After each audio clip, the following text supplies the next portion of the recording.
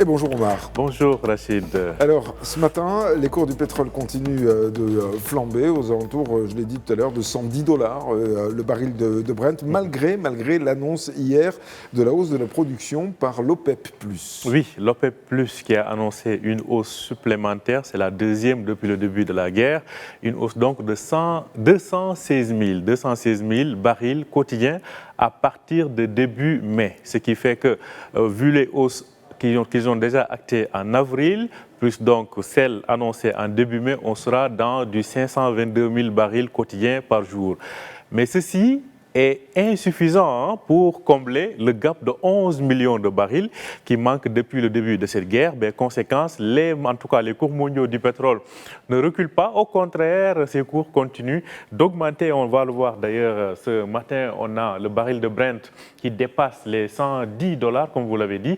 Eh bien, il s'agit exactement, il est monté jusqu'à 113 dollars, 111 dollars plutôt pour le baril de Brent et 113 dollars pour donc le West Texan intermédiaire, le baril de pétrole de référence aux États-Unis. Donc, c'est dire que les cours mondiaux du pétrole restent insensibles à ces hausses donc décidées par l'OPEP+. Je rappelle que l'OPEP+, c'est des pays de l'OPEP, des pays membres de l'OPEP+, des alliés que sont par exemple la Russie, le Kazakhstan, entre autres, donc qui ont décidé d'augmenter, mais ceci est insuffisant pour disons calmer la furie de ces cours mondiaux du pétrole. Autre chose, c'est que l'OPEP se félicite certes que certains de ces pays aient trouvé d'autres voies de contournement du détroit d'Ormuz, mais tout ceci reste insuffisant. On pense notamment à l'Arabie Saoudite qui utilise son pipeline qui débouche sur la mer Rouge, mais ceci reste encore insuffisant pour donc combler ce gap de 11 millions de barils par jour, Rachid. Oui, alors ce qu'il faut ajouter, bien entendu, aux difficultés, c'est la dégradation des infrastructures qui ont été lourdement bombardées pour certaines. Ça continue d'ailleurs. Encore ce matin, les Iraniens bombardent des infrastructures, ce qui risque aussi d'impacter la capacité de production. Oui, c'est là la particularité de cette guerre. Si la guerre en Ukraine avait, avec les sanctions sur l'économie russe, etc., le pétrole russe, avait créé cette flambée, là, le problème, c'est qu'il va y avoir un problème d'approvisionnement même après la fin de cette guerre. Pourquoi ? Parce que l'OPEP+, d'ailleurs, le mentionne hier dans son communiqué, même après la guerre, il faudra du temps pour réparer ces infrastructures pétrolières qui sont donc ciblées et gazières aussi qui sont ciblées. D'ailleurs, ce matin, entre hier et aujourd'hui, au Bahreïn, on a noté l'incendie d'un réservoir donc, de la compagnie nationale de pétrole. À Abu Dhabi, aux Émirats aussi, une usine de pétrochimie a été touchée par des débris de missiles d'interception. Et au Koweït, on a enregistré des dégâts importants sur 2 centrales électriques et une usine de dessalement d'eau de mer.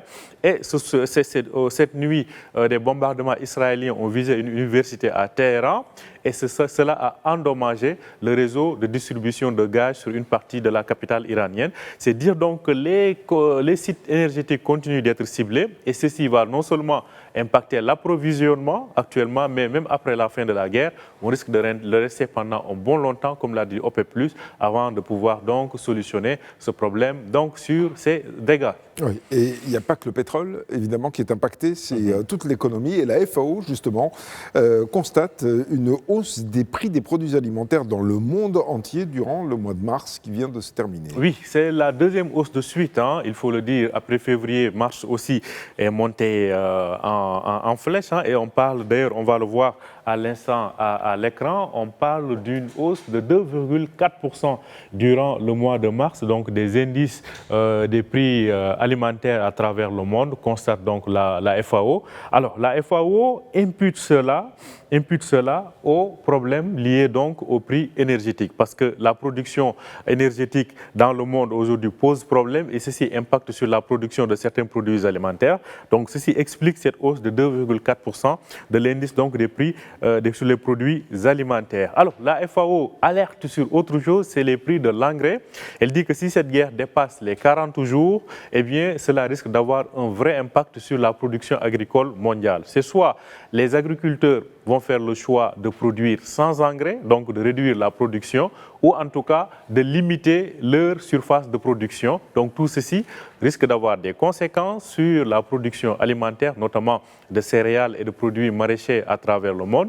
Et ceci, on va le ressentir peut-être à partir de cet été, mais surtout à partir de la rentrée, quand ce sera le temps des récoltes à travers le monde.